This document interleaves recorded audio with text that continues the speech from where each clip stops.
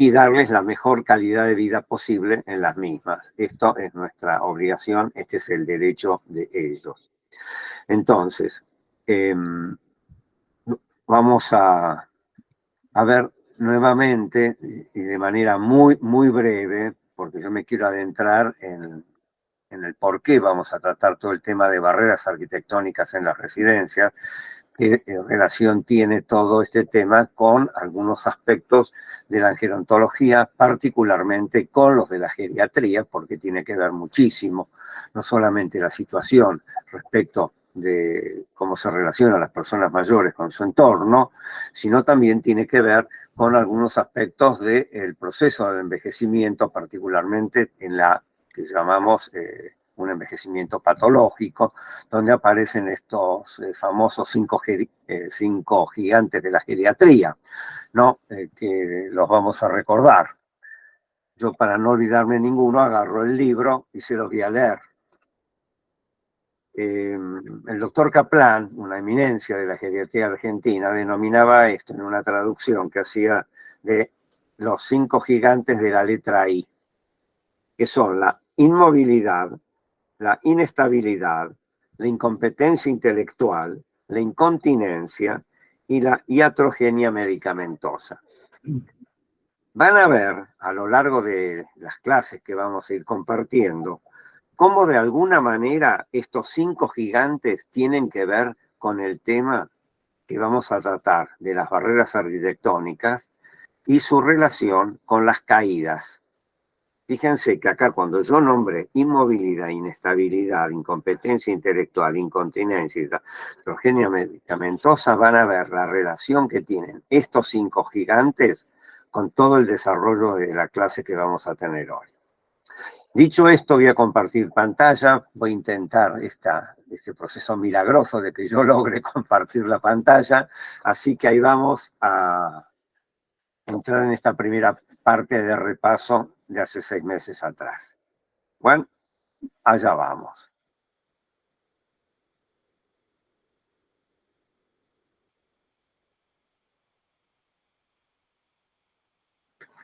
¿Vamos bien, Jorge?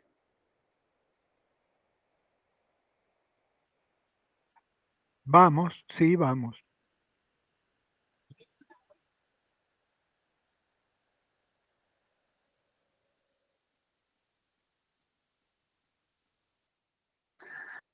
Bueno, ven, no les macaneé, 13 de octubre del año pasado. Bueno, allá vamos.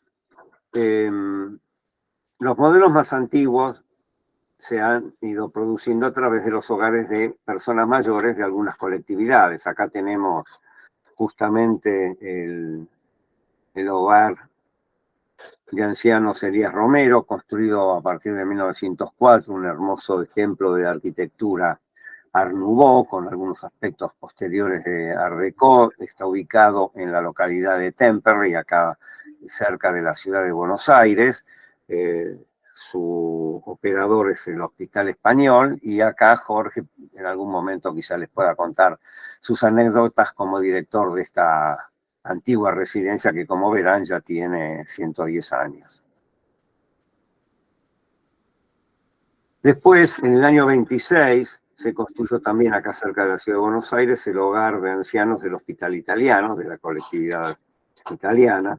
Acá vemos un poco la tipología que tenían, que del sistema de los pabellones separados, lo que llamaba un poco la arquitectura modelo hospitalario francés, con hermosos jardines, lindos pabellones, muy buena construcción, que aún en día se mantiene. También en 1943, el Hogar Gallego para Ancianos, también acá cerca de la ciudad de Buenos Aires, en la población de Doncelar. Una construcción que verán que es un poco más lo que llamamos el estilo colonial, con tejas, ¿no? Amplios pasillos. Y 2 años después se construyó el Hogar Israelita Argentino para Ancianos y Niños en la localidad de Bursaco, también acá cercano a la ciudad de Buenos Aires, construido también, como vemos ahí, con el sistema de pabellones aislados. Hace aproximadamente más o menos unos 15 años atrás se desactivó totalmente y fue reemplazado por una nueva construcción acá en la ciudad de Buenos Aires, que se llama el Hogar Le Dorvador, expresión en hebreo, que quiere decir de generación en generación, que tiene una capacidad de aproximadamente 320 personas.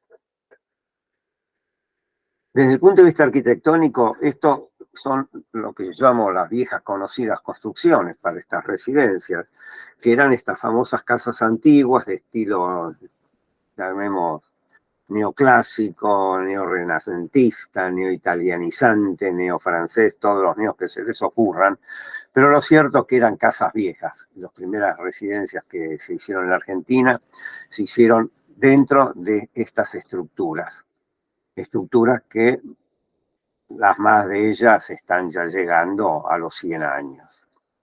Y están basadas en el famoso planteo de la casa romana. Lo que nosotros acá denominamos la casa chorizo, es esta, lo que llamamos la planta domus, la casa romana, que si nosotros hacemos un corte longitudinal, es decir, en el sentido de la mayor dimensión que tiene la planta, obtenemos esta planta, que es aproximadamente la mitad de la anterior que les mostré. Esto es lo que llamamos casa chorizo, se la llamaba así chorizo por la longitud que tenían en terrenos grandes en general, donde había una asociación de habitaciones que daban a patios, que era la mitad del patio de la casa romana, y fueron, como dije antes, muy usadas en los comienzos de la actividad de los geriátricos.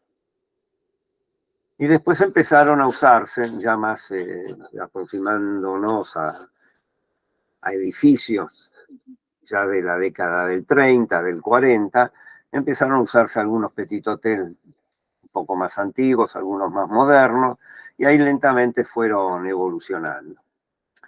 En 1971 aparece el Instituto Nacional de Servicios Sociales para Jubilados y Pensionados, que se llama PAMI normalmente, que es la sigla del Programa Atención Médica Integral, con que quedó identificado este instituto, con más de 5 millones de afiliados, todas personas mayores, que es la prestación más grande que tenemos en América Latina.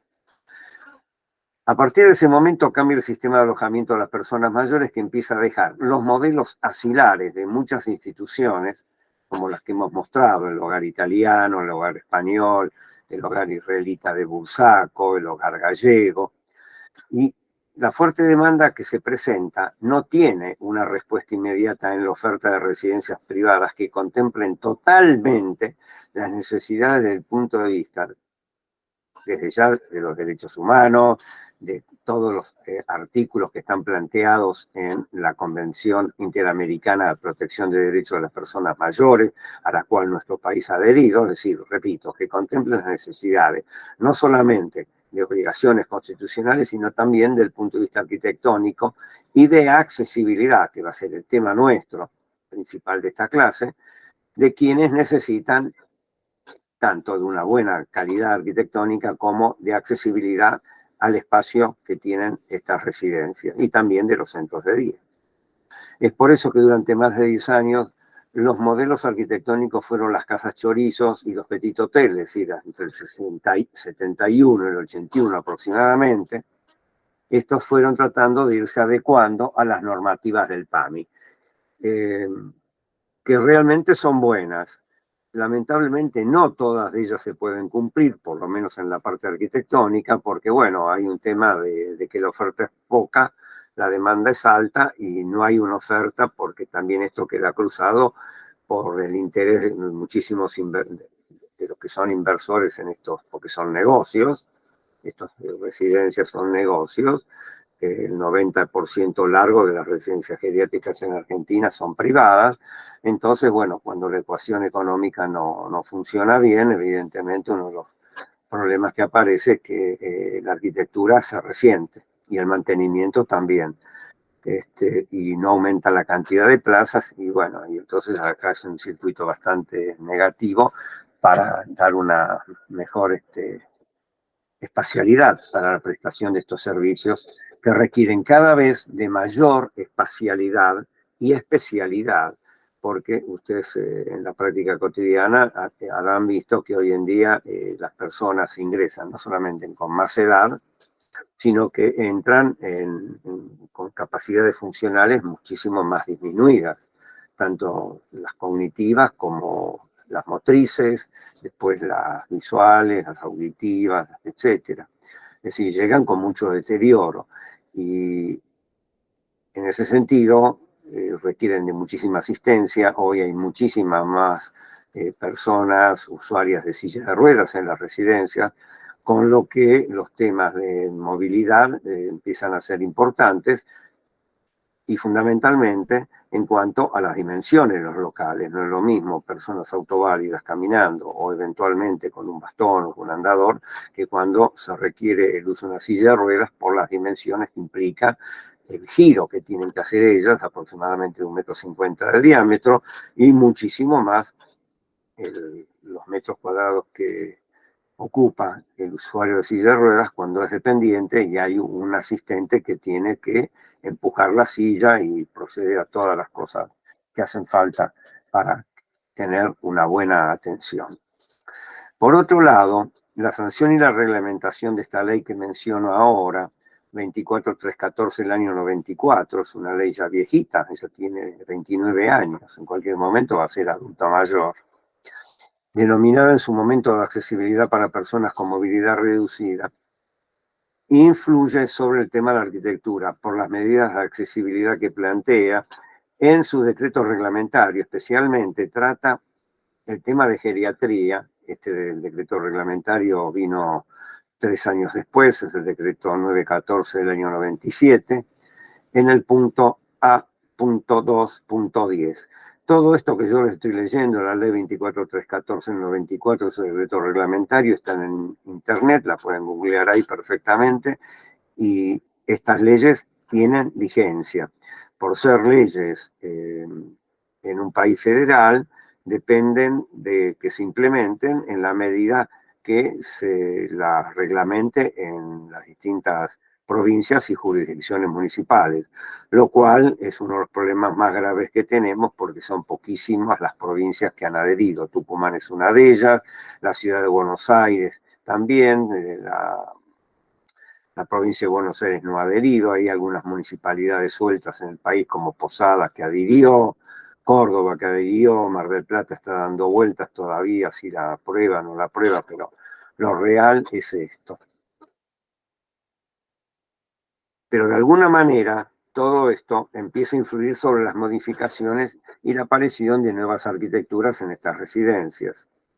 En la Ciudad de Buenos Aires, particularmente a partir del año 2002, apareció la 962 de accesibilidad dentro del Código de Edificación para las residencias y se mantuvo bastante bien, porque esto prácticamente era la transcripción de la 24314, se mantuvo bastante bien esto hasta el año 2018 y después hubo un cambio en el Código de Edificación y ahí empezó a bajar el nivel de calidad de los contenidos de la ley y esto lamentablemente siguió barranca abajo un poquito más con las modificaciones otra vez del año 2021. Desde el punto de vista, digamos, más o menos formal, arquitectónico, esto es lo que fue apareciendo, como yo les decía, después de este modelo de las casas chorizos, las casas neoclásicas, etcétera. Aparece, por ejemplo, el conjunto de Vida Linda, que lo vemos acá en la foto, de la comunidad judío-alemana, que fue el primer ejemplo, en realidad, de esto que en estos últimos años se habla mucho, el tema del cohousing, en el barrio de Belgrano, para personas autoválidas en su inicio, departamentos de 1 y 2 ambientes con cocina, y donde, bueno, se podía pedir también comida o se podía bajar al comedor, todos servicios organizados, etcétera, etcétera.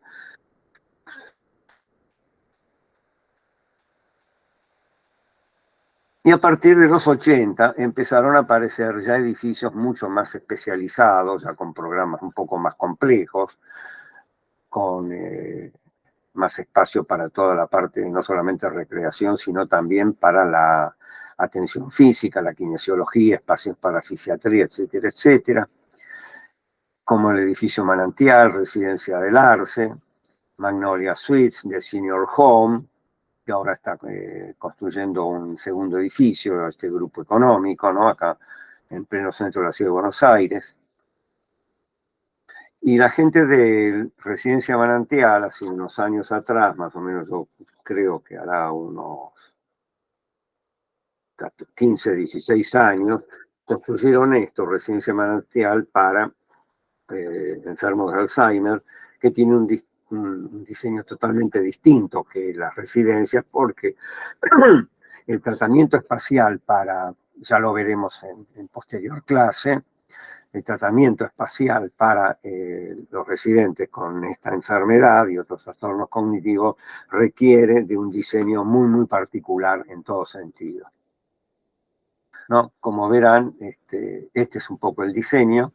Ya le comentaremos en detalle qué significa todo este tema de vitrinas para identificar la habitación, los frentes de los cajones transparentes, baños sin puertas y ventanas para que se pueda ver desde la habitación el inodoro. Bueno, y también aparecen los nuevos equipamientos, la área de kinesiología, los puentes grúas que permiten la deambulación con arneses. Bueno, todo este equipamiento que ustedes ven acá, que después iremos profundizando, que es lo que llamamos hoy en día, antes se llamaba ayudas técnicas, hoy las denominamos productos de apoyo, donde empieza a mejorar mucho más el diseño, toda la imagen viejísima asilar desaparece, ¿no? Y empieza a aparecer el uso intensivo del color. Y también allá tenemos acá, por lo menos en la ciudad de Buenos Aires, dos residencias, Beitzion por un lado, que dirige el doctor Ricardo Barmat, que es docente también de la diplomatura, y otra residencia que se llama WeCare, que la dirige el doctor Ricardo Jauregui, que es el presidente de la Asociación Internacional de Gerontología y Geriatría, un logro de la Argentina, ¿no? Tener un presidente de esta institución de primer nivel en la gerontología mundial, que son estas salas que se llaman entorno Schnoeselen. Es una innovación que se desarrolló hace unos cuantos años atrás y que, bueno, finalmente ha llegado acá, afortunadamente. Esto se desarrolló en los Países Bajos en los años 70, son salas de estimulación diseñadas especialmente para el tratamiento de la discapacidad mental mediante un sistema de estimulación de la vista, el oído, el gusto, el tacto y el olfato. Bueno, todo esto después ya comentaremos un poquitito más en el desarrollo de las clases.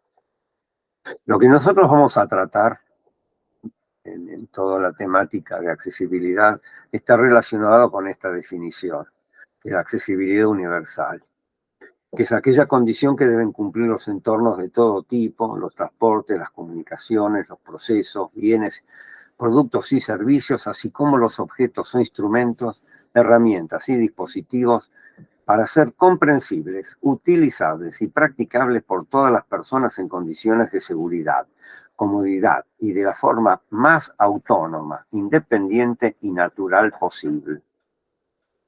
Es decir, el concepto básico de todo esto, es decir, a través de esto que sería la visión, y esto se hace a través de lo que denominamos nosotros el diseño universal, el diseño para todos, que obviamente siempre tiene una exclusión. Cuando hablamos de universal nos referimos a la mayor cantidad de personas posible. Siempre va a haber alguno que otro caso que no se va a poder realmente hacer absolutamente nada. Pero acá lo que nosotros queremos, que a través de la accesibilidad universal, este logro, que se desarrolle, se mantenga la autonomía de las personas. La autonomía la definimos como la capacidad que tiene una persona para decidir sobre su existencia, tomar decisiones y participar de la sociedad en todos los planos, sin la necesidad de intervención de otras personas. Y por independencia entendemos a esta como la capacidad de realizar acciones por sí mismo, aunque deba utilizar productos de apoyo para llevar a cabo las actividades que desee o precise, adaptándose así positivamente a su medio. Esto referido a los productos de apoyo, es decir, lo que llamamos bastones andadores, muletas canadienses, sillas de rueda, anteojos obviamente, audífonos también, y bueno, todo lo que decía prótesis, ortesis, que nos ayude, pero básicamente, cuando hablamos de accesibilidad universal en cuanto a las barreras arquitectónicas, que ya veremos, fundamentalmente el criterio es que no es la persona a la que se tiene que adaptar, sino que es el entorno el que tiene que estar adaptado a la persona. Para ello, nosotros requerimos de que exista accesibilidad al medio físico. Esta expresa el más alto nivel de adecuación del entorno, donde se han eliminado todos los obstáculos e impedimentos que dificultan o imposibilitan el circular o el estar a todas las personas, especialmente a las personas mayores, y también incluimos a las personas con discapacidad, independientemente de su edad, género, condición física o mental.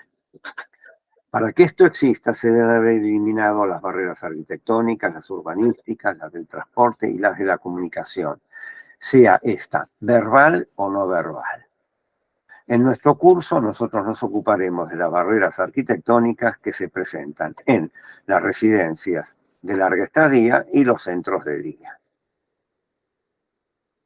Concretamente, ¿qué son las barreras arquitectónicas? Son los impedimentos o dificultades que presenta el entorno construido.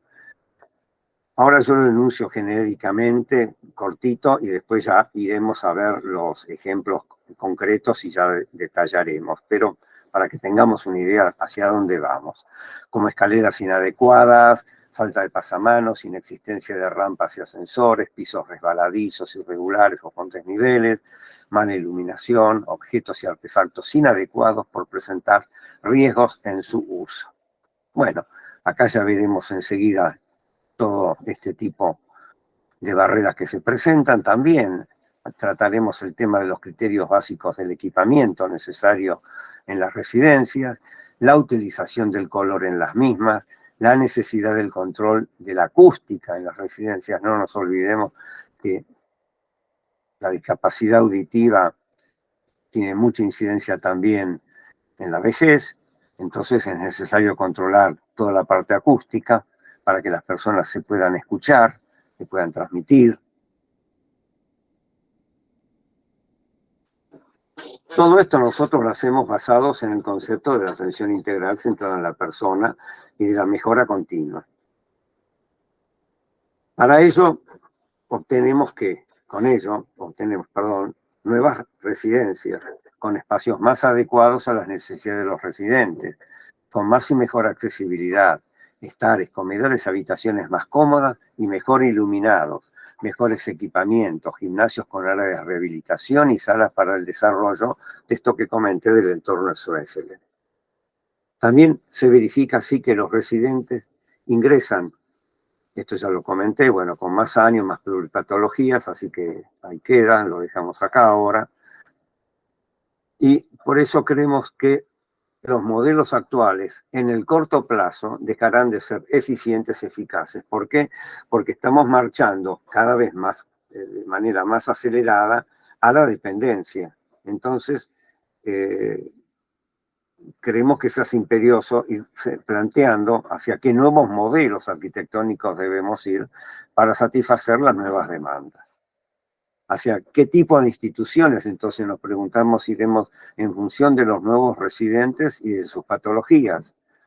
¿Serán más o menos hogareños, que es lo que venimos planteando? ¿Serán más medicalizadas o menos medicalizadas? ¿Con más servicios de rehabilitación? Hasta llegaremos a tener cañerías de gases medicinales. Hoy en día ya es habitual tener tubos de oxígeno en las residencias. Es muy común esto ya. Entonces, nos parece oportuno, dada la experiencia de ustedes, abrir el debate, no ahora en este momento, sino más adelante, y aún con las diferencias entre países y regiones, ¿no? Pero unidos por el deseo de mejorar la calidad de atención de los residentes mediante servicios que nos hagan sentir orgullosos de los mismos y que sean de la calidad con la que nosotros quisiéramos ser atendidos si nos tocara estar en una de estas residencias. Finalmente, les dejo estas palabras que quizás ya las conocen ustedes, pero que para mí son el norte hacia donde tienen que ir nuestros esfuerzos. Envejecer es como subir una montaña. A medida que uno asciende, la respiración se hace cada vez más dificultosa, la marcha más pesada, el latido del corazón más apurado, pero la vista del paisaje es cada vez más amplia. Voy a dejar de compartir ahora.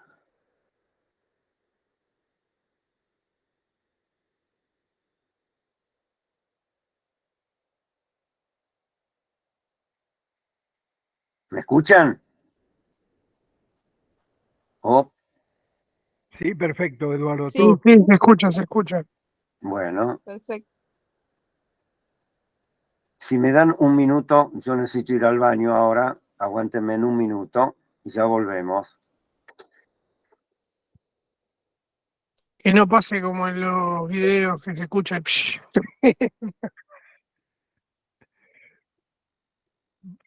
Sí, hablar por teléfono en el baño es todo un problema, ¿no?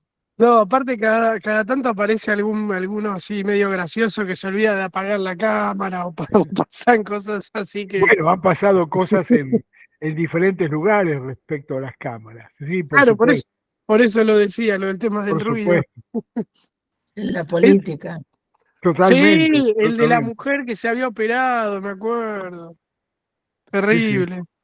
Eso fue de Mena. ¿Eso saben con qué pasa? Cuando tienen los micrófonos que se ponen en la ropa, que uno por ahí se levanta y se va, y el micrófono viene con uno. Entonces ahí está el No, eso porque problema. estaba haciendo algo inadecuado en una tarea pública. No, la del tipo ese sí, aparte un impresentable total. Después la excusa que dio era que estaba probando a ver si estaban bien hechas. Mirá que yo estoy en el ambiente, nunca vi probar una cosa así. No, bueno, pero ¿qué se puede esperar? El tipo ese no, era impresentable, no tenía excusa. Pero bueno.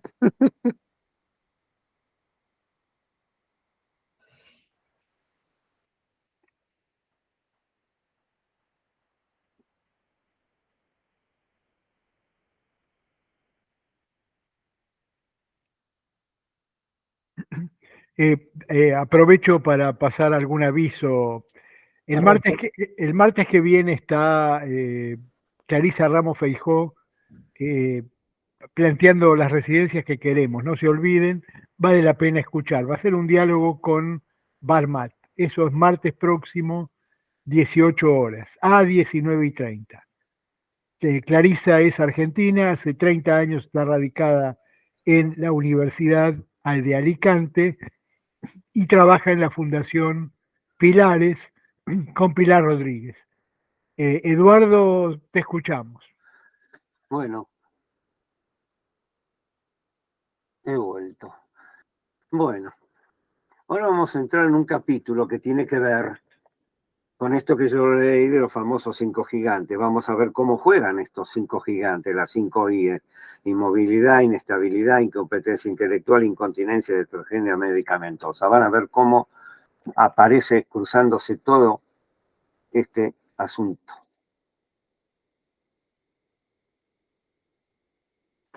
Esto es una de las cosas más temidas, no solo por las personas mayores, sus familiares, sino por todo el ámbito geriátrico.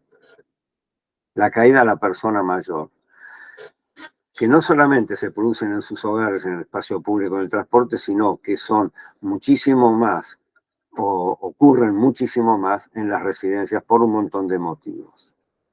Entonces vamos a ver qué es la caída, cuál es la diferencia que tenemos nosotros en este concepto que se maneja entre caídas y accidentes. El accidente es lo que se llama comúnmente un hecho que acaece de manera inesperada, de repente, no era esperado, digamos, ¿no? Son de súbita aparición. Sin embargo, los accidentes son previsibles en la vida de las personas mayores. Ahora, estos son definiciones, como toda definición dejan de lado otras cosas, separan. En el fondo todo accidente es previsible porque tienen una causalidad, no son porque sí, hay una causalidad. Y fíjense de que acá, entre la Organización Mundial de la Salud y la Oficina Panamericana de la Salud, ponen a los accidentes de tránsito como el principal tipo de accidente. Y después viene la caída, y después vienen otros. Quiere decir que tiene mucha importancia la caída. ¿Qué importancia tiene la caída? A ver, vamos a ver. Por empezar, cuando hablamos de accidentes también podemos repetir lo mismo para las caídas. Lo primero de todo aparecen las lesiones. Internación con o sin intervención quirúrgica. Puede sobrevenir la discapacidad, que puede ser temporaria o permanente. De ahí viene la inmovilidad parcial o total. Fíjense que yo ya empecé a hablar de algunas letras I, ¿no? Empezaron a aparecer. Otras que no estaban en las 5, la internación, por ejemplo, pero sí la inmovilidad. Y después de la inmovilidad, que sí, puede ser parcial o total, y ahí ya es la dependencia, aparecen los tratamientos de rehabilitación física y psíquica. Y el síndrome de poscaída. El síndrome de poscaída, no sé si habrán oído hablar de él, es un tema que ha tratado mucho la doctora Graciela Zarevsky, que tiene un libro muy interesante sobre esto. Básicamente es lo siguiente, es el temor a volver a caerse. Y ese temor en las personas mayores a lo que lo lleva es a la otra I, directamente lo lleva a la inmovilidad. Y la inmovilidad va a tener consecuencias que enseguida vamos a ver y van a producir las caídas. A continuación aparece la pérdida de autonomía y de dependencia, que ya le hemos definido. Con esto, fíjense que todo lo que yo voy mencionando es como una cascada bastante catastrófica.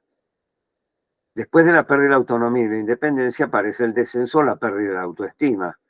Y sobreviene muchas veces la depresión. Tras ella, el consumo de psicofármacos. Para que ustedes sepan, Argentina, sin ser la 9ª población del mundo, está cerca de ser el 9º consumidor mundial de psicofármacos. Cuando aparecen todos estos fenómenos, de una y otra manera, suele aparecer también la pérdida de los roles sociales, que conlleva muchas veces a la exclusión social y finalmente también a la muerte. Y esto implica, para las personas mayores, para sus familias y para la sociedad, altos costos personales, psicológicos y económicos. Los accidentes, las caídas, requieren un abordaje interdisciplinario, tanto en su prevención como en su tratamiento. De aquí van a surgir los enormes costos que tienen las caídas para todos los sistemas de salud, sea el público, el privado o el de las obras sociales sindicales. Fíjense todos los profesionales que intervienen en esto. Abogados por los juicios, arquitectos en los diseños, los cuidadores domiciliarios, los comunicadores sociales, diseñadores industriales, educadores, enfermeras y enfermeros, epidemiólogos, fonoaudiólogos, ingenieros, bioingenieros, ni les cuento, kinesiólogos, médicos de muchas especialidades, cirujanos, fisiatras, oftalmólogos, otorrinolaringólogos, odontólogos, nutricionistas, psicoanalistas, psicólogos, sociólogos, trabajadores sociales, y puede seguir la lista. Los informes internacionales consideran que los accidentes son la 5ª causa de muerte entre las personas mayores y las caídas representan 2/3 partes de las muertes accidentales. Entonces fíjense que las caídas, como otros accidentes, son un hecho muy importante, por eso está en el 2º lugar del ranking. Concretamente, para la OMS, ¿qué es la caída? Es la consecuencia de cualquier acontecimiento que precipita al suelo una persona contra su voluntad. Las estadísticas frías nos dicen que un 30% de las personas de más de 65 sufren una caída anual por lo menos, y casi siempre se trata de personas sanas que viven en la comunidad. Hasta los 75 años las mujeres tienen el doble caída que los hombres, después lentamente se van emparejando, aunque como las mujeres tienen más esperanza de vida que los hombres, van a seguir teniendo más caídas sobre el total de todas las caídas. A partir de los 75 años aumentan las caídas. El 50% de las personas de más 80 tiene una caída anual como mínimo. Y por esto que decía después, son más frecuentes en mujeres que en hombres. Y acá vamos hacia las residencias de larga estadía. Cerca del 60% de los residentes tienen en ellas una caída anual. Y más del 40% es víctima de múltiples caídas. Se estima que todos estos valores son mayores por ocultamiento y subregistro. Nos referimos al ocultamiento a un hecho concreto. yo, persona mayor, me caigo una vez, me caigo 2 veces, una vez mi hijo me dice, papá, te voy a poner un cuidador, o papá, te caes otra vez y te llevo un geriátrico. Entonces yo, que no quiero tener ni un cuidador ni un geriátrico, le oculto a mi hijo, o cuando voy al médico en mi revisación periódica, oculto que me cae y me pongo una camisa más larga, para que no se vean los moretones o no me bajo el pantalón. Bueno, todo esto es lo que llamamos el ocultamiento, por lo que la estadística no registra todos estos hechos. Y obviamente, si no lo registra, no se pueden desarrollar políticas de cuidados. Y el subregistro es cuando no aparece la caída como causal o de la internación o del tratamiento o de la muerte, porque muchas personas se caen, son internadas y por distintos motivos, ya ni hablar de infecciones intrahospitalarias y todo esto, no, por distintos motivos, las personas fallecen estando internadas. Y entonces, ¿qué aparece? Bueno, aparece, como dice la canción de Serrat, en algún momento dejando de respirar, paro cardiorrespiratorio, causa de muerte. Es obvio que siempre va a ser por esto, pero la causa de la internación ha sido la caída. Esto es lo que llamamos un subregistro. Entonces, también acá, seguramente, hay un número importante de caídas que no se registran. ¿Dónde ocurren las caídas? En el hogar en un 70%. En primer lugar es el nivel horizontal. El nivel horizontal es el del piso. Quiere decir que hay que prestar mucha atención a las características, no solamente del piso, sino la circulación que se produce sobre el mismo.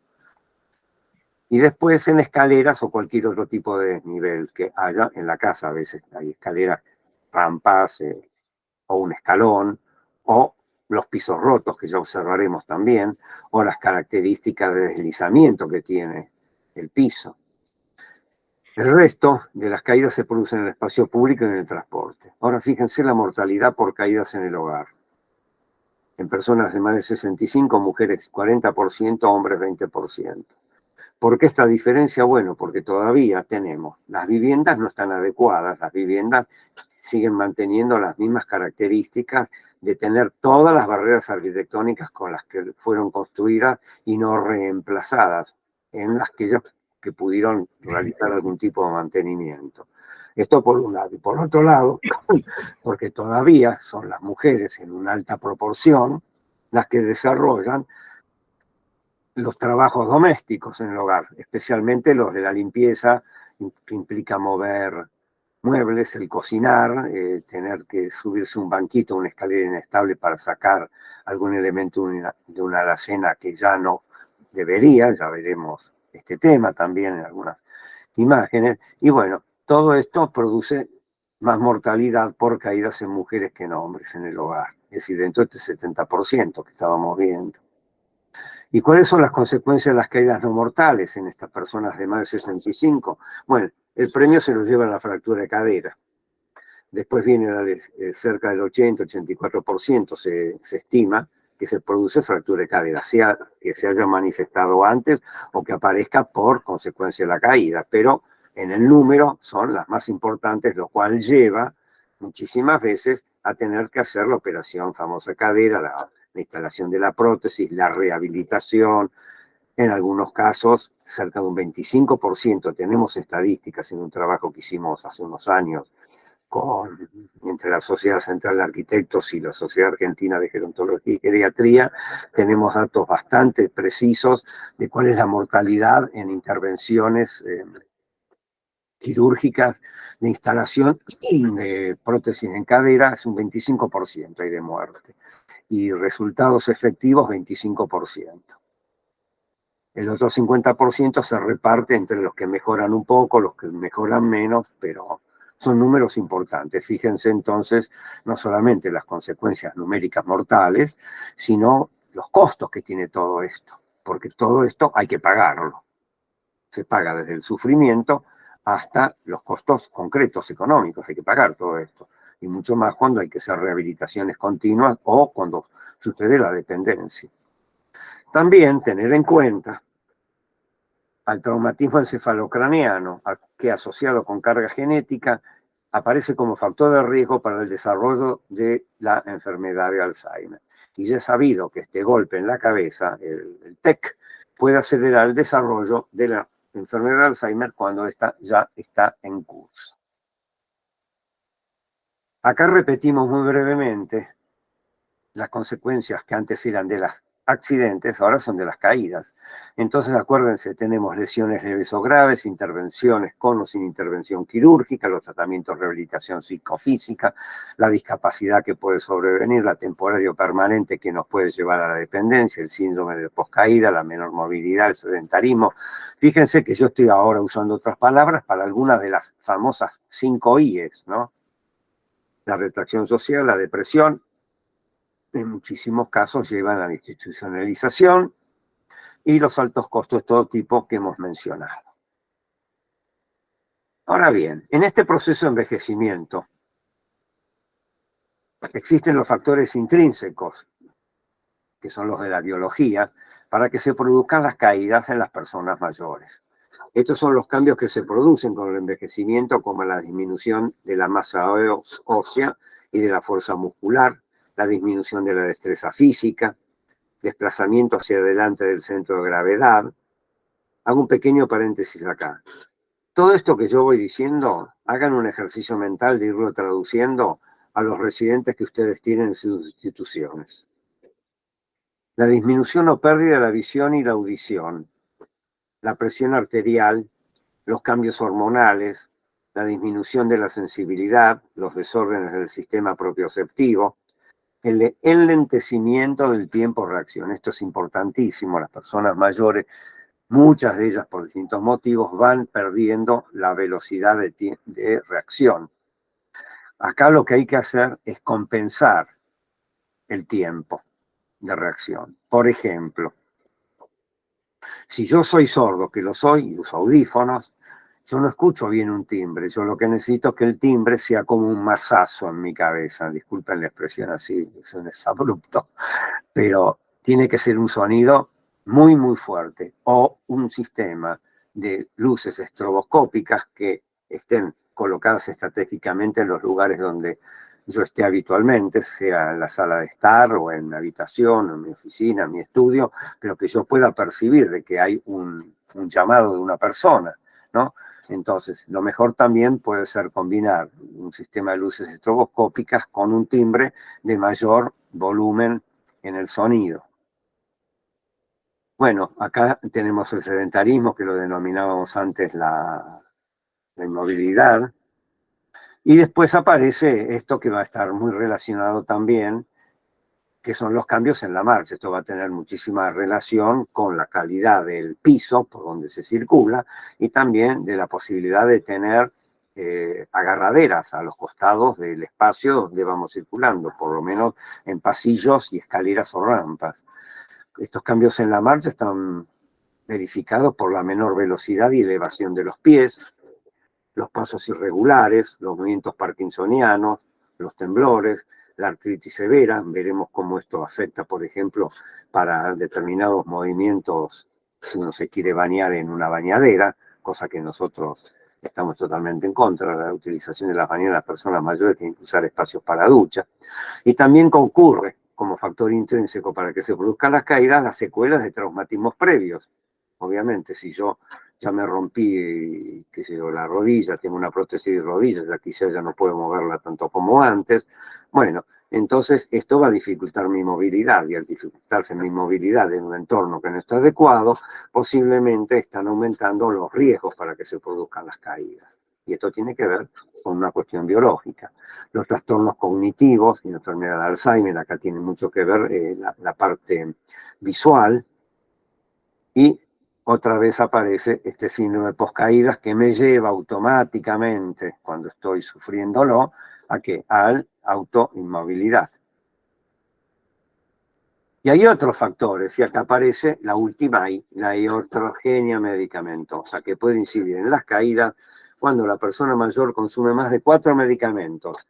Efectos de los psicofármacos. Esto aparece mucho en levantarse a la noche para ir al baño. Esto es muy común. las personas se levantan en lo que yo llamo la doble nube. Una es la nube del sueño fisiológico y la otra es la nube de los psicofármacos.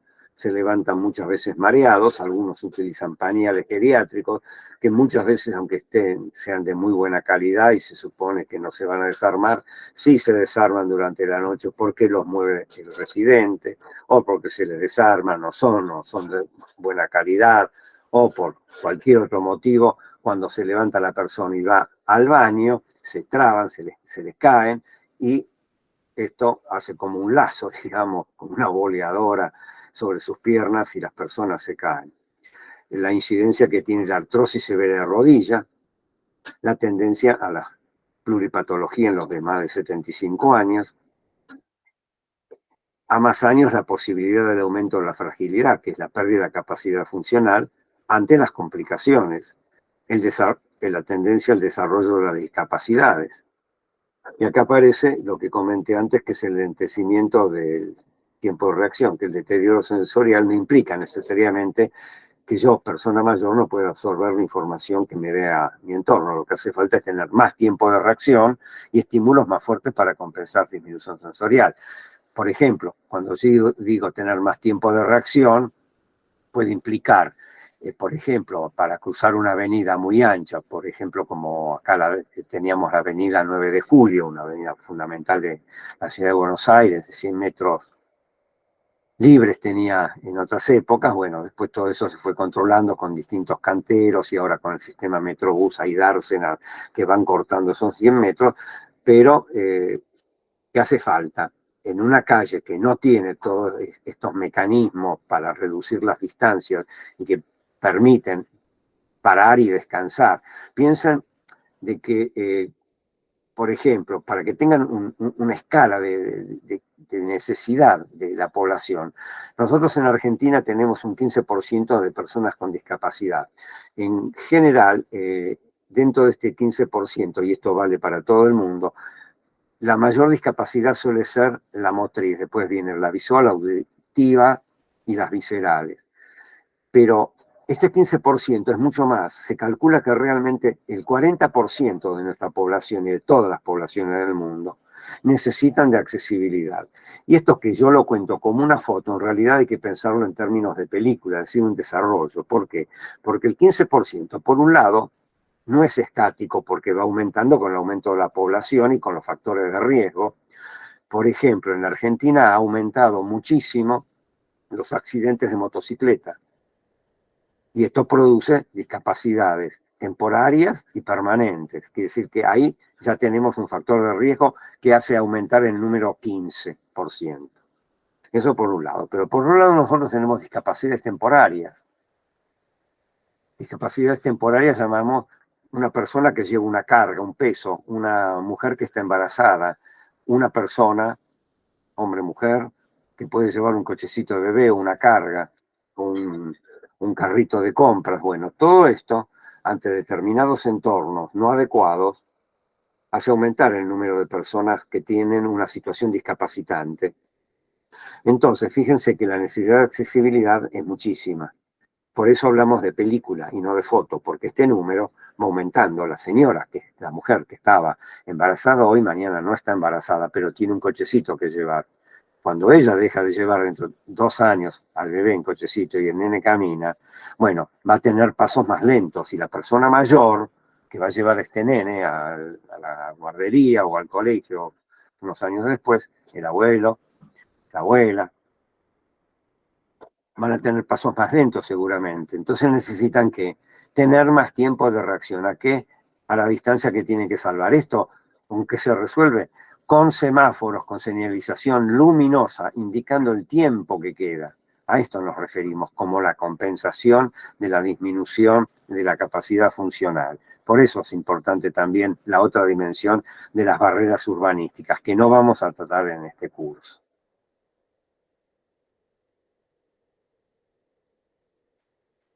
Y después aparecen los factores extrínsecos, es decir, los que están ya fuera del desarrollo biológico de la persona mayor, que son aquellos que se manifiestan en toda estructura del entorno material, cuando por sus conformaciones dimensionales o morfológicas, dimensiones, medidas, morfológicas, la forma que tienen, que crean trabas a la autonomía y la independencia. Son las que producen impedimentos, trabas, obstáculos que limitan movimientos, estar, circular por el espacio público o en el transporte, así como recibir o emitir comunicaciones. La existencia de estas barreras físicas son un factor de riesgo para la caída, para que se produzcan las caídas de las personas mayores. La calidad de vida de este grupo etario debe resumir condiciones de bienestar y seguridad. Esto es clave. Cumpliendo con esto, vamos a estar cumpliendo con los derechos que proclamamos de las personas mayores. Y estamos convencidos que eliminar estas barreras físicas implica la existencia de lo que ya les hablé antes, la accesibilidad universal, que es la no existencia de estas barreras que impiden a todas las personas, y aquí aparece otra vez la película, es para todas las personas. Por eso consideramos que la accesibilidad universal es un formidable instrumento de inclusión social. Sin accesibilidad universal no hay manera de que se exprese la ciudadanía en las necesidades de contacto que tenemos todos, independientemente de nuestra edad, y ese lugar es el espacio público, el espacio democrático, no elitista, no clasista, es el espacio de todos que requiere de accesibilidad, con buenos espacios públicos, con protección climática, con baños públicos, fundamental para que las personas salgan, con un buen transporte público. Durante la pandemia se puso de relieve, y no me voy de tema, porque estos son temas fundamentales de gerontología, se puso de relieve el tema de la soledad no deseada. La reclusión forzosa que tuvimos en el mundo, más allá de cuarentenas más largas, más cortas, lo cierto es que las personas mayores aumentaron su sensación de soledad y la pandemia lo marcó. Y nos marcó a quienes trabajamos en el campo de la gerontología, a sociólogos, arquitectos, psicólogos, de que había una soledad no deseada producida no por el fenómeno, digamos, de la soledad en sí misma de lo psicológico, sino producida por la no accesibilidad al espacio público del transporte. Y esto ya venía de antes. Las personas que tienen discapacidad o sienten el riesgo de tener una caída, se autoexcluyen. Y aquí es donde vuelvo a lo que decía, es el entorno el que se tiene que adecuar. Yo no me tengo que adecuar al entorno, es el entorno. Yo no puedo adecuar un micro para mí. Los micros, los ómnibus tienen que ser todos adecuados. El espacio público tiene que ser adecuado para todos. No puede ser para unos o para otros. Y entonces acá aparece esta otra dimensión. La soledad no deseada hace que las personas se queden en la casa, las personas mayores. Y esto otra vez, el inmovilismo, etcétera, etcétera. Así que esto es una rueda. Hay que cortar esta rueda y hay que transformarla en otra cosa. Para esto hablamos de accesibilidad universal, por lo menos desde el campo de la arquitectura y el urbanismo. Bueno, con esto dejamos planteado el tema de las caídas y de su importancia y vamos a... ¿Quieren hacer un parate de 5 minutos? Hola. Hola, Yo estoy bien. hola. Yo estoy bien también, pero como quieran todos.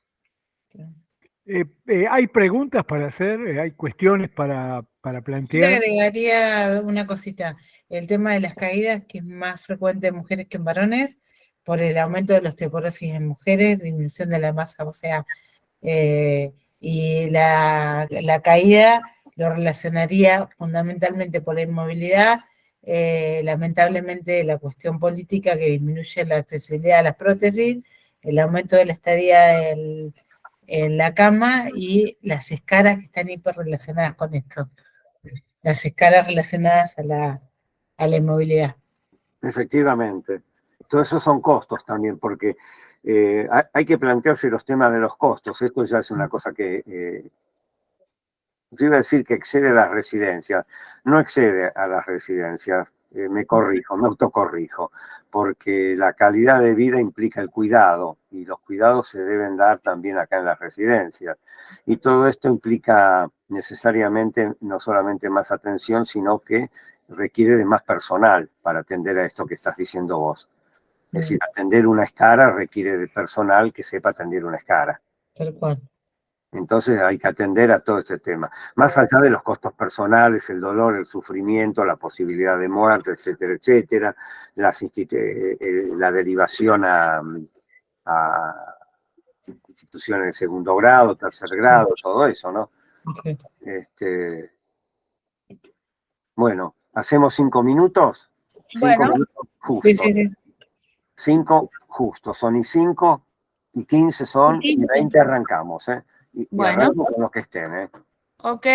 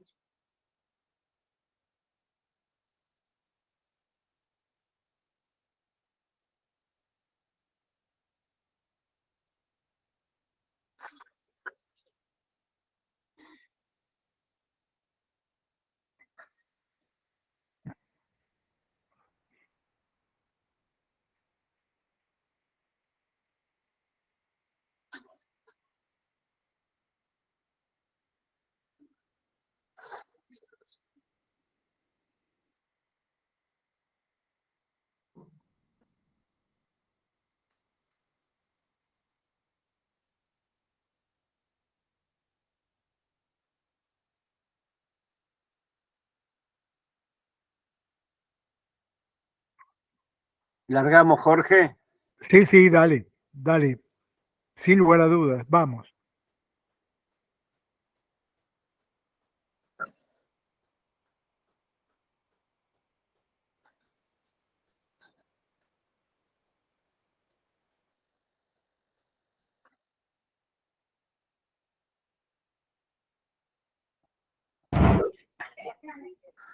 Bueno, Ya estamos. arrancamos. Ahora vamos a ir más específicamente a todo este tema de barreras arquitectónicas cuya definición ya hemos dado, para que sepan así muy brevemente cómo es la situación de las personas mayores en Argentina respecto de su vivienda. Casi 3/4 partes, y esto lo va a ratificar los resultados del censo del año pasado, casi el 75% vive en casas que son, la inmensa mayoría no son las de las revistas Casas y Cantes, Barrios Privados, todo eso, todos los chalecitos, ¿no? La realidad es que son casas muy viejas, la inmensa mayoría, y cuando uno sale de la ciudad de Buenos Aires o sale del centro de Rosario, del centro de Córdoba, bueno, se encuentra la Argentina verdadera, ¿no? Donde el 75% aproximadamente de la población es persona ya jubilada, cobra la mínima, ¿no? Estas viviendas no tienen ni eliminación de barreras arquitectónicas, muchísimas tienen hasta todavía aún hoy problemas sanitarios, etcétera, etcétera, no tienen plata para mejorarlas. Bueno, es bastante precario todavía el hábitat en la Argentina de las personas mayores, a pesar de que el 80% son viviendas propias, ¿no? Este es otro fenómeno muy particular. Pero a partir de los 70 años no hay ningún banco que dé un préstamo para hacer algún tipo de reparación. Bien, nosotros estamos ante el fenómeno de la década del envejecimiento saludable, que es la propuesta de la Organización Mundial de la Salud. Bueno, todo esto seguramente ustedes ya lo conocen, así que lo obvio, lo salteo, ¿no? Son las declaraciones siempre de buenas intenciones, y que depende de nosotros, luchando denodadamente con los políticos para que estas cosas se cumplan, se hagan realidad, en vez de meras promesas o de ratificación de tratados internacionales que no se cumplen, y para que se cumplan en manos de la justicia, porque hay que judicializar todo finalmente. Bueno, ustedes saben los tiempos de la justicia. Pero vamos a lo concreto. Cuando nosotros hablamos de un mejor hábitat, hablamos también de una capacidad funcional, ¿no? En la relación que tiene con si ese entorno está adecuado o no. Y este es el ejemplo que doy siempre. El famoso, ¿no?, astronauta que se pegó una vueltita por el espacio cuando tenía 45 años, 30 años después con 75, se dio otra pequeña vueltita, también por el espacio. Este astronauta pudo hacer eso porque vivía en un entorno que estaba sin barreras arquitectónicas, básicamente ni urbanísticas. Y este fenómeno de hace 2 años, de octubre del 21, ¿no?, el que hacía de Capitán Kirk en el viaje a las estrellas, con 90 años se pegó una vuelta por el espacio también. Quiere decir que la capacidad funcional y entorno favorable se lo permitieron. Él no era astronauta, era un civil de 90 años. Esto es lo interesante. Quiere decir que es determinante esta relación de una buena capacidad funcional con un entorno favorable. Que el entorno se haya adaptado a la disminución también de la capacidad funcional, que es normal que ocurra. Esta definición ya le hemos dado, la accesibilidad universal, la de accesibilidad física también, la de barreras arquitectónicas también, y vamos a entrar directamente en las cosas que nos competen desde la arquitectura y que tienen que ver con las residencias. Cuando hablamos de que las caídas se producen un 70% en el hogar, incluimos en esto las residencias, no solamente porque tienen que ser la extensión del hogar en la medida de lo posible, sino porque básicamente por donde las personas nos movilizamos es por la superficie horizontal. ¿Se acuerdan? El primer caso de caída se produce en el piso. Entonces, lo primero de todo es que los pisos tienen que ser siempre lisos, antideslizantes, no presentar roturas ni desniveles.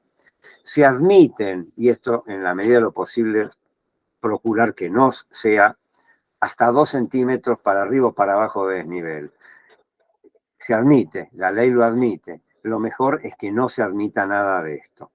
Pero hay otra condición fundamental, que cuando decimos liso y antideslizante, esto se tiene que producir tanto estando el piso seco como mojado, porque están los pisos de los baños, de los toalets, de los patios, de las terrazas, las azoteas, etcétera, etcétera. Hay lugares que se humedecen o por acción climática o por la acción que se está produciendo dentro del mismo. En el cocinar se vuelca algo, ni que hablar si es aceite, un detergente, que son altamente resbaladizos esos productos, sino simplemente el agua en el baño, ¿no? Entonces hay que contar con una buena situación de escurrimiento. Y el piso tiene que ser un piso adecuado para eso. En los pasillos tiene que haber pasamanos de los dos lados, porque así como se va, se vuelve, y existimos los diestros y los zurdos para agarrarnos. En las escaleras se tiene que producir lo mismo. Los pasamanos tienen que estar de los dos lados de las escaleras.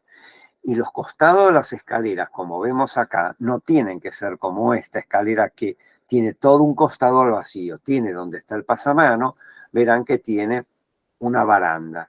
Bueno, esta baranda tiene que existir del otro lado también, pero también tiene que existir una superficie o un elemento tal que impida que ante una caída a 7 costados la persona no se caiga al piso. Es decir, tiene que haber o un elemento sólido, como vemos acá, o un elemento transparente, como vamos a ver un ejemplo, aunque sólido también, o sistemas de barandas que sostienen el pasamano, que permiten, digamos, ver desde el costado. Ya esto es una cuestión de diseño, pero lo fundamental es que tenemos que impedir la caída desde la escalera. Por otro lado, otro elemento a tener en cuenta, que este tipo de escalera, que puede parecer muy arquitectónica o escultórica, muy espacial, le falta un elemento fundamental. Una escalera está constituida por 2 elementos: el horizontal, este que aparece en negro acá, que se llama pedada, donde apoyo el pie, y alzada, donde alzo el pie, es la parte vertical. Acá, como ustedes verán, no está materializada totalmente. Acá hay vacío, hay vacío.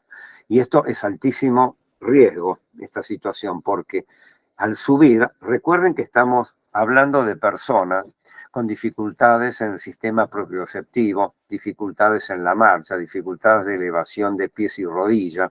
Todos estos movimientos les son dificultosos. Entonces, por algunos de estos motivos, pueden introducir la puntera al subir o trabarse un taco al bajar, especialmente cuando el espesor del escalón es muy finito. Acá el escalón debe tener, digamos, si este es un escalón normal de 17, 18, debe estar prácticamente cerca de los 7, 8 centímetros. Es muy difícil que acá se trabe un taco, pero los escalones, si se hacen de madera o de granito, o de mármol, en 2 centímetros, bueno, lo más probable es que el taco se pueda trabar en el descenso. Y esto va a producir indefectiblemente una caída.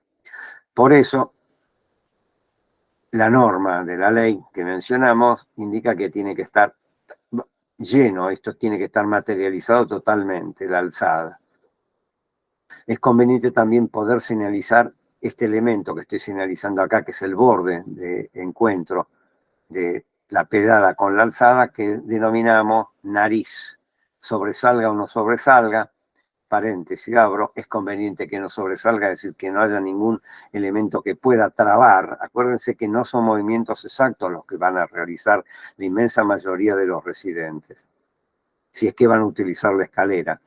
Ya van a ver que la normativa dice que todo edificio para residencia de personas mayores que tenga más de una planta baja, es decir, a partir de un primer piso para arriba, tienen que tener ascensor. Y el ascensor tiene que ser camillero, por lo menos. Uno de los ascensores tiene que ser camillero. Entonces, también hay otra condición que es fundamental.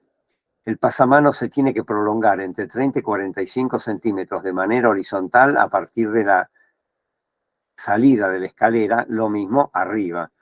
Es decir, ¿por qué? Porque en el momento que yo empiezo, supongamos, para subir y me tomo del pasamano, yo prácticamente estoy inestable. Primero porque en esta escalera no tengo pasamano digamos, del lado derecho.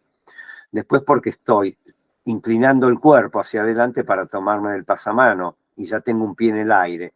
Quiere decir que tengo nada más que 2 puntos de apoyo, cuando por lo menos necesito 3. Entonces, lo conveniente para eso es que el pasamano se extienda horizontalmente, como vamos a ver en la foto siguiente. ¿Ven? Se extiende horizontalmente entre 30 y 45 centímetros antes de subir el pie en el primer escalón. Quiere decir que yo ya me tomé acá. Y acá está lo que decía. He pasado de esta superficie sólida, opaca, a una superficie sólida, transparente. Es decir, si el arquitecto quería mantener, digamos, la visualización de la escalera, la sigue manteniendo.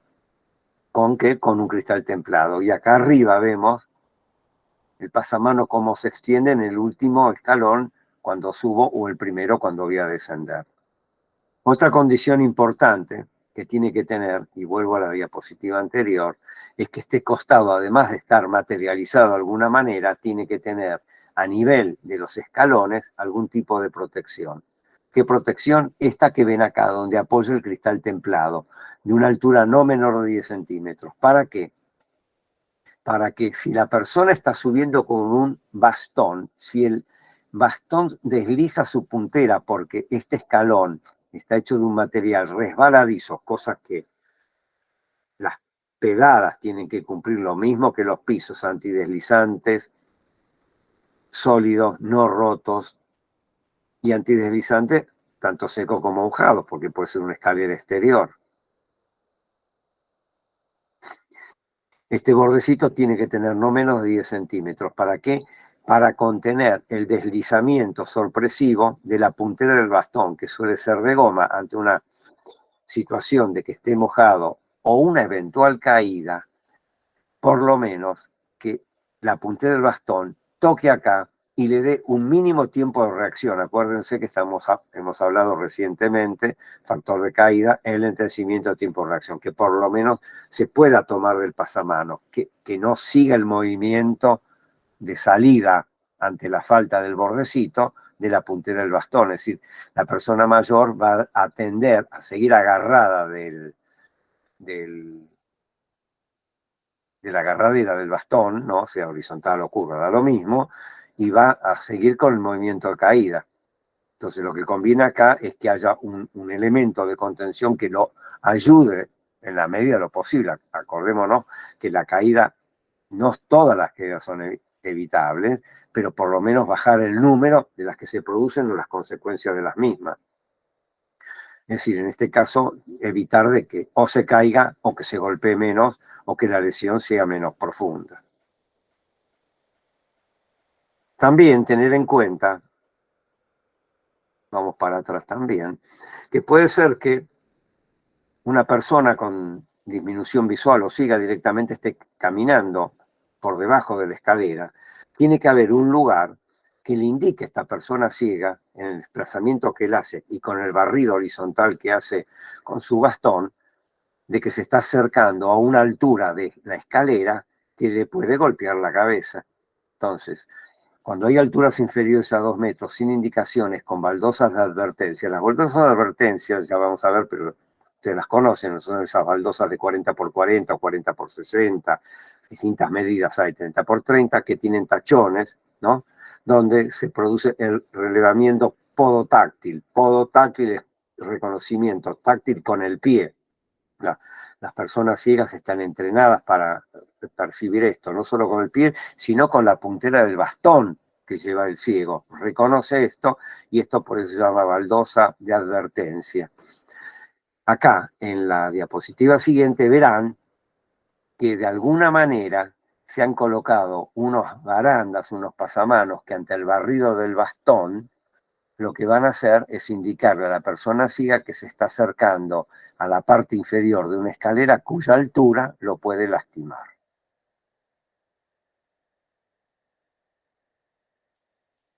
Hablé hace un ratito de la nariz del escalón. Como verán acá, la nariz sobresale y es una escalera de mármol. Este es un mármol que suele estar siempre muy bien pulido, etcétera, etcétera.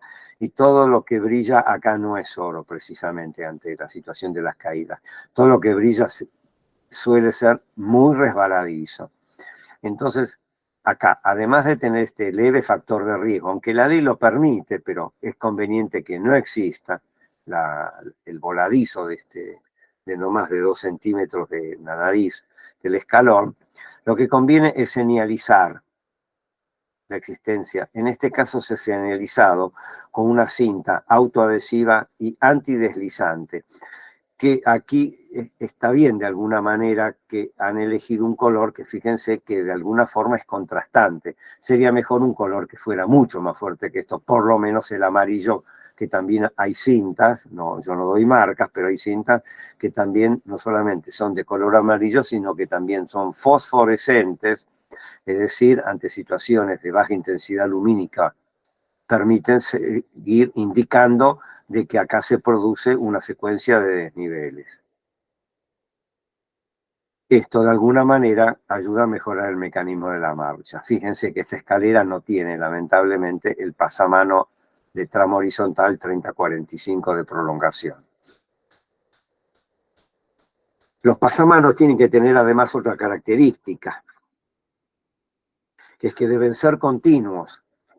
Continuo se refiere a que la forma de sujeción que tienen respecto de la parte vertical de lo que configura todo el sistema baranda-pasamano o la pared, ¿no? Sea esta transparente o opaca, depende del material que se utiliza, tiene que estar por debajo, ¿ven? Esta forma en L se denomina en forma de cuna, ¿no? Que permite que el deslizamiento de la mano sea continuo. La altura del pasamano, la norma nos lo indica, tiene que ser de la órbita de los 90 centímetros, más o menos 15, ¿no? Es decir, pues se puede pasar a los 75 o a los 105, y es conveniente, en la medida también de lo posible, y esto es posible porque son elementos de bajo costo que dan muchísima seguridad en la marcha, que tengan 2 alturas, cosa que sí es obligatorio en las rampas, como vamos a ver ahora, es decir, que sean dobles, que haya un pasamano también inferior al 75, también con la tolerancia de más o menos 15, manteniendo siempre la distancia entre ellos de 15 centímetros. Es decir, si este va a subir a 105, este va a tener que pasar a 90 y a la inversa. ¿Por qué es esto? Bueno, porque esto está demostrado que hay personas de distinta talla que tienen al caminar, adoptan distintas posturas también. Está el alto, está el petizo, está la persona que camina aún erguida y la persona que camina encorvada, con desplazamiento del centro de gravedad hacia adelante.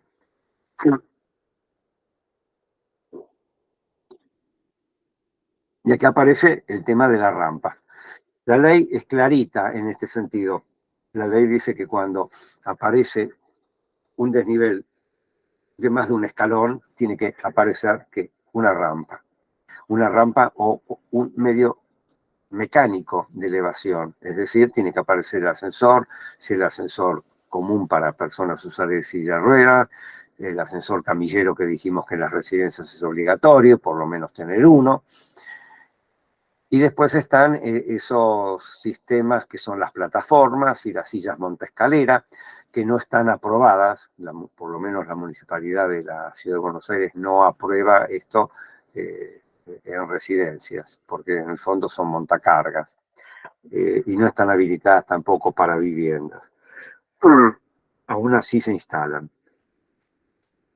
Las rampas tienen que tener también, como tienen un piso, tienen que ser un piso antideslizante tanto en seco como en mojado, y tienen una característica en cuanto a su medida. La rampa tiene que tener medida entre los pasamanos, que obviamente van de los 2 lados, tiene que tener un ancho no menor de 90 y hasta un ancho no superior al 1,20 m, que es la distancia que una persona sentada en silla de ruedas se puede tomar del pasamano, tanto en el ascenso como en el descenso.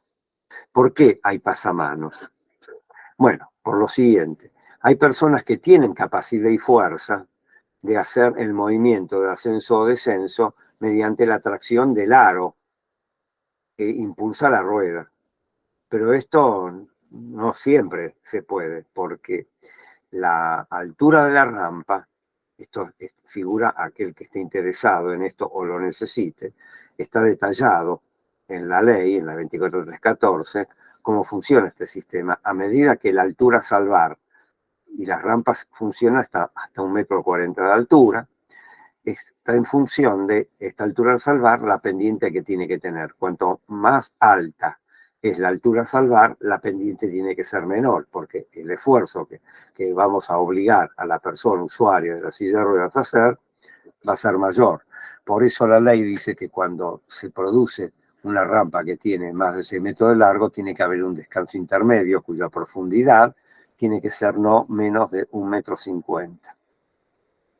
Acá se aplica lo que comentamos recién, lo del pasamano de doble altura, 90-75, manteniendo los 15 con tolerancia de más o menos 5 para arriba o para abajo. Y también se tienen que prolongar entre 30 y 45 centímetros, tanto en la parte inferior como en la superior, para que la persona se tome antes y pueda hacer la tracción. Observarán ustedes también que en la ley diferencia las rampas interiores de las exteriores, dándole a las exteriores menor pendiente. ¿Por qué? Porque las rampas exteriores están sujetas a la acción climática, fundamentalmente la presión de viento. La presión de viento en contra dificulta el avance o acelera el descenso. Entonces, tienen que tener menos pendiente para que, en el sentido del ascenso, el esfuerzo sea menor y que no aumente mucho la velocidad en el momento del descenso cuando el viento es muy intenso. Bueno, acá tenemos lo que marca la ley en cuanto a los distintos tipos de ascensores, que van desde el ascensor de 80 por 1,22 m con puerta de un solo lado en el lado menor o dos puertas opuestas. Acá se describe, todo esto está en la ley, hasta llegar al ascensor camillero. Estas son las medidas interiores, siempre, de 1,30 m por 2,5 m interior. Esto, repito, mínimo uno solo, tiene que haber mínimo en las residencias cuando tienen más de planta baja. A partir del primer piso tiene que haber ascensor camillero. Y aquí están los otros elementos que sí que están autorizados, como estas plataformas en lugares públicos, ¿no? Acá una plataforma que se desliza de manera oblicua sobre una escalera. Acá, para salvar la escalera, hay distintas formas de resolverlo. Todo esto son artefactos, lo que llamamos también son productos de apoyo mucho más técnicos y que tienen estos costos. Cuando hablamos de caídas en las residencias y también en las viviendas, un número muy elevado de ellas se produce en los baños. Vamos a atender este fenómeno ahora. Son pocas las residencias que hoy en día se construyen ya de nuevas con bañera y con bidet también. ¿Por qué? Porque se ha demostrado que la bañera no es el mejor lugar para que una persona se bañe, sea de manera independiente o con ayuda. Porque es un espacio muy, muy pequeño, tiene 55 centímetros, como mucho, en la parte inferior, cuando sabemos que la reglamentación nos está pidiendo, por lo menos acá en Argentina, que cualquier espacio no sea inferior a 80 centímetros. Las puertas, de hecho, tienen que tener 80 centímetros de luz de paso libre, estando abiertas, no es la medida del marco, son 80. Abierta la puerta, hasta el marco tiene que haber 80. Entonces, fíjense, introducir una persona con dificultades de movimiento en un espacio que tiene 55 centímetros reales, que es la medida más o menos que tenemos en general entre los hombros, no es lo más conveniente. Entonces, en las casas viejas que se adecuaron, si hay bañera, sacar la bañera. Y si había bidet, sacar el bidet. ¿Por qué? Porque así nosotros logramos que tener un espacio de ducha que es más amplio y seguro y un espacio de transferencia donde estaba el bidet para la silla de ruedas hacia el costado del inodoro.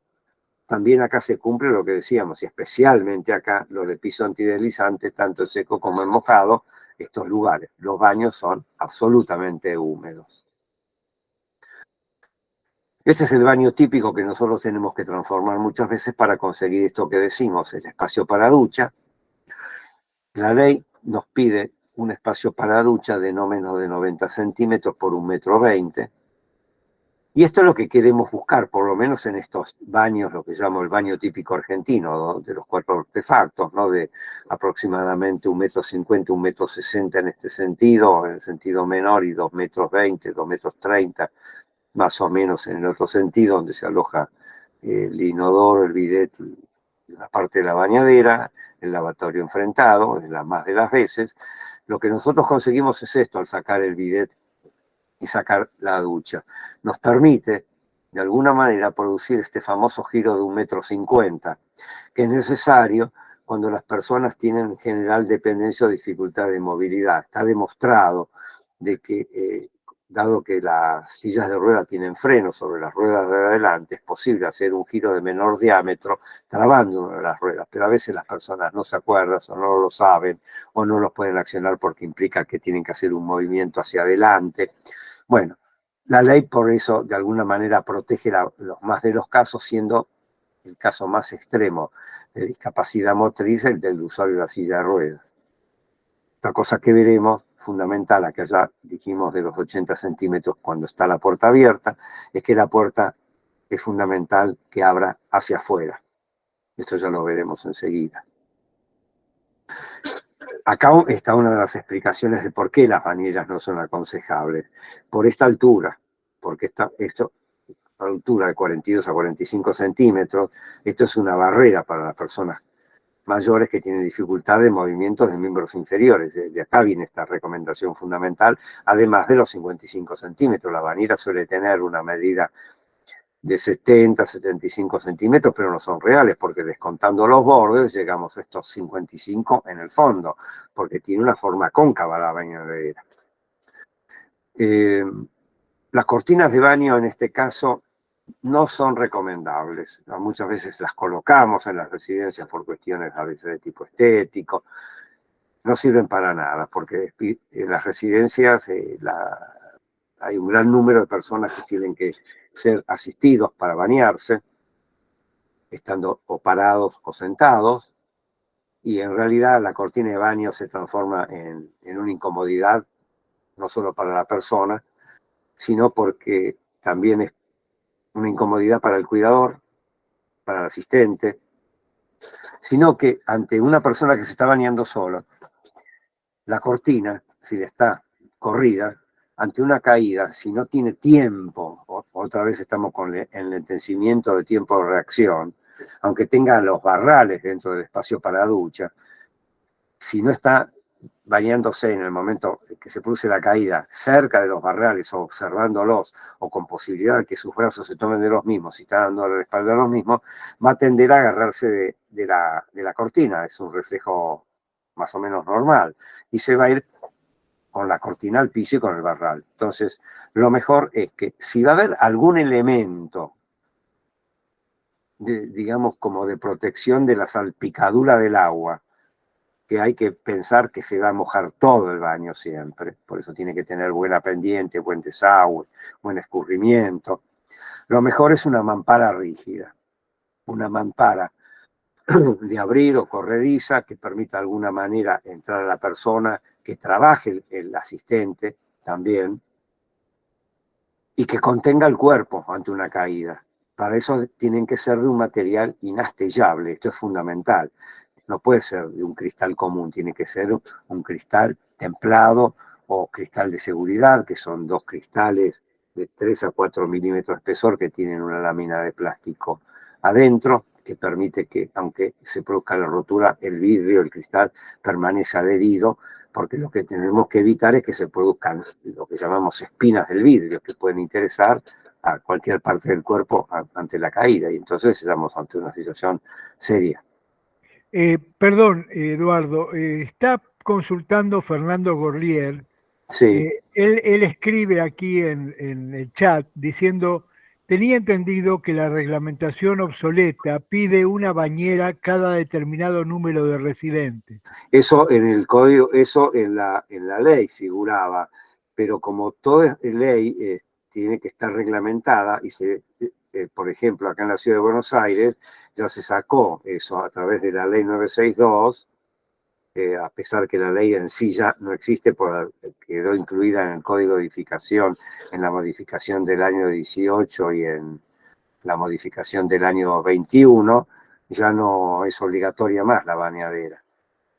En la ciudad de Buenos Aires no es más obligatoria, así que por extensión se puede pedir la excepción de esto de la ley en la reglamentación que se hace en la provincia o en el municipio.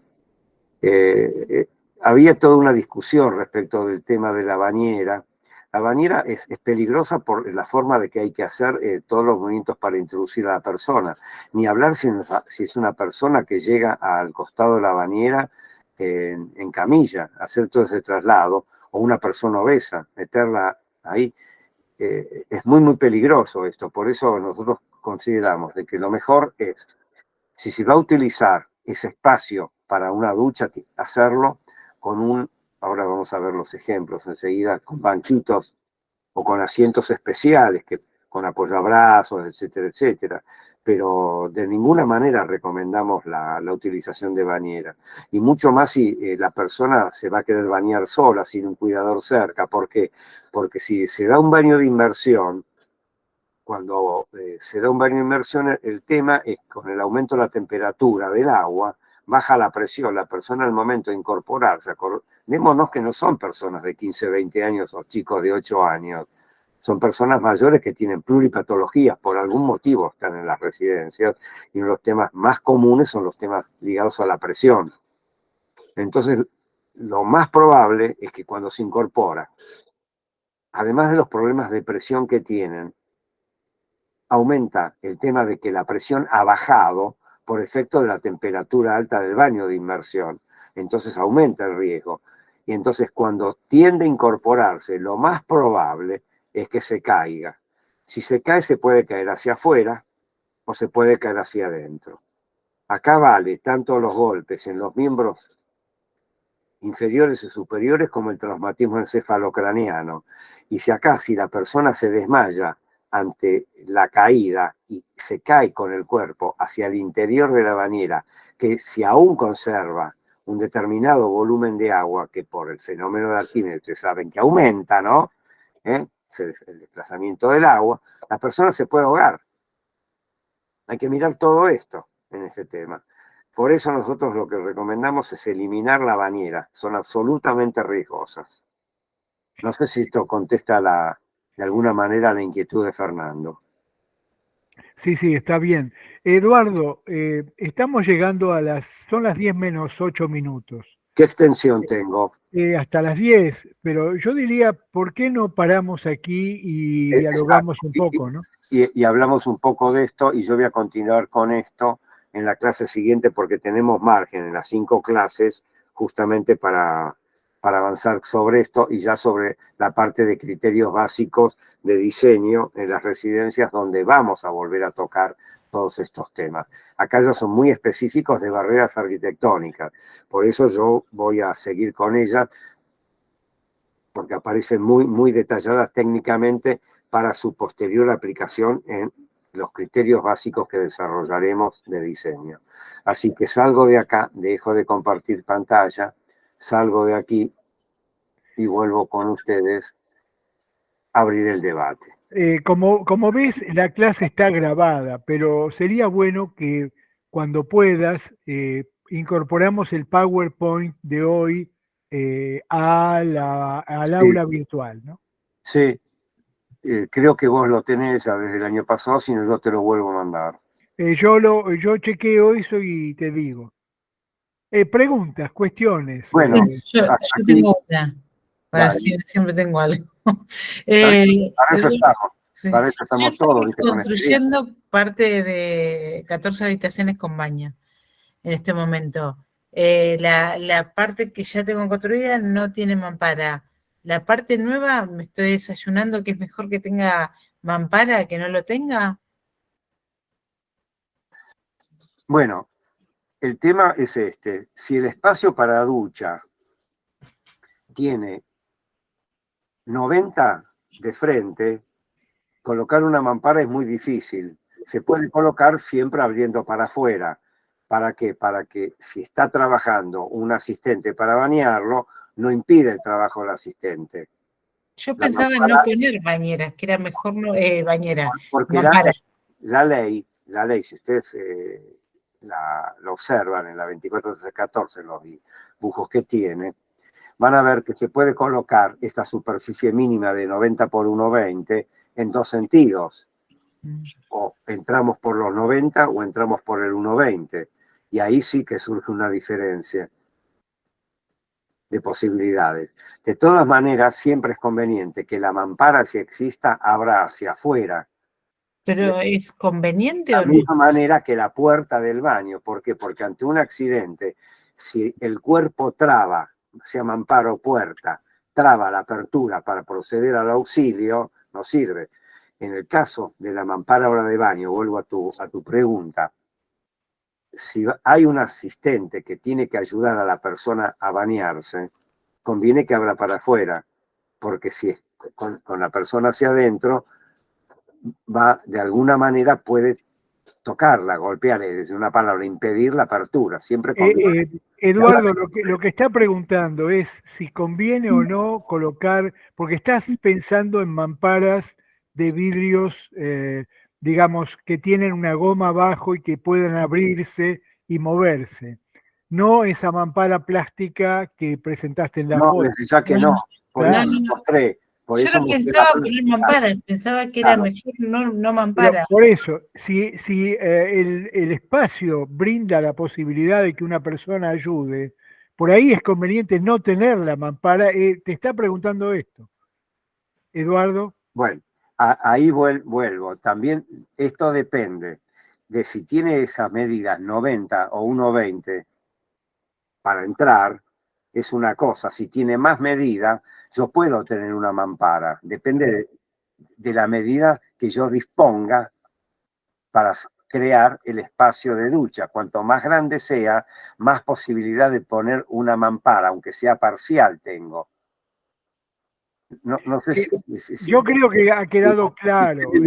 ahora, si yo me manejo con los mínimos, lo mejor es no poner una mampara, Eso, de eso estoy Claro, seguro. eso claro. quería escuchar.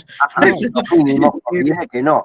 ¿Por qué? Porque cada vez vamos a ir tendiendo más a que los asistentes colaboren en el trabajo de la Claro, ducha de la claro. persona. Y ahí aparece la necesidad del banquito rebatible o de la famosa silla de baño ortopédica, que tiene que ser de aluminio, con patas regulables, con apoyabrazo, con respaldo.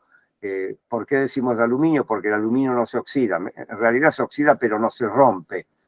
Los de hierro, aunque están pintados con pintura horneada, tarde o temprano se oxidan. Perdón, Guido Antonello te quiere preguntar. Sí. Hola, ¿qué tal? Buenas noches. Eduardo, te quería hacer una Guido. consulta. ¿Se escucha ahí? ¿Se escucha Sí, bien? perfecto. Sí, perfecto. Te quería preguntar a tu criterio, ¿cuál va a ser el devenir de aquellas residencias que están habilitadas con la ley vieja? ¿No es cierto? Que tienen la habilitación a la ley anterior, ¿no? Digamos. Bueno, el devenir. Esta es una pregunta para Pablo Kaplan, en realidad, porque la ley no puede, teóricamente, de lo que yo entiendo, la ley no puede ser regresiva. Ahora, también pueden aparecer leyes, esto también creo que es correcto lo que les digo, que digan, bueno, a partir de determinada fecha y doy un plazo, pido la adecuación. ¿Por qué? Porque las condiciones han cambiado. Las leyes de alguna manera suelen reflejar un estado de conciencia y de consenso social acerca de la resolución de algunos problemas. Eso suelen ser las leyes. Las leyes además tienen que fijar plazos para su reglamentación y cumplimiento. Y tiene que haber fondos, por un lado, y tiene que haber sanciones por incumplimiento. En el caso nuestro, yo creo que tenemos que ir hacia medidas progresivas de adecuación, pero para ello, dado que el 90% largo de las residencias son privadas, va a tener que, para mejorarse la calidad de las mismas, tiene que aparecer sistemas de créditos blandos para que se puedan adecuar en la medida de lo posible. Si no, van a ser muy, muy difícil que lo puedan hacer. Mm. Entonces ahí van a jugar los recursos de amparo legales, etcétera, etcétera, y con ello, digamos, conseguirán zafar los propietarios, pero no mejorarán la calidad de vida y la seguridad de los residentes. Correcto. Es decir, para mí lo progresivo es de que la ley se adecue a la situación de dependencia, que es lo que avisoramos en todo el mundo. Entonces, Bien. va a haber que cambiar las leyes, pero dar facilidades para el cumplimiento, porque una ley que no permite su cumplimiento es letra muerta. Claro, yo opino lo mismo. Yo creo que hoy en día están conviviendo las residencias con la habilitación anterior y las residencias con la habilitación con la ley actual. Por supuesto. En algún momento esa doble convivencia se tendría que unificar. Y lógico, pero El tiene kit que haber facilidades. Claro, el kit de la cuestión es cómo eso se va a convertir en una sola habilitación, ¿cierto? Bueno, esto ya es un problema legislativo. Yo Sí, de hecho, exacto. estoy... Un problema político de adecuación en el cual seguramente tendremos que intervenir desde ahora y Excede lo patalear en edilicio, la legislación. Claro, por supuesto. Bueno, por eso es importantísimo el rol que tienen ustedes cada vez que se produce algún tipo de audiencia pública de modificación de códigos de construcción.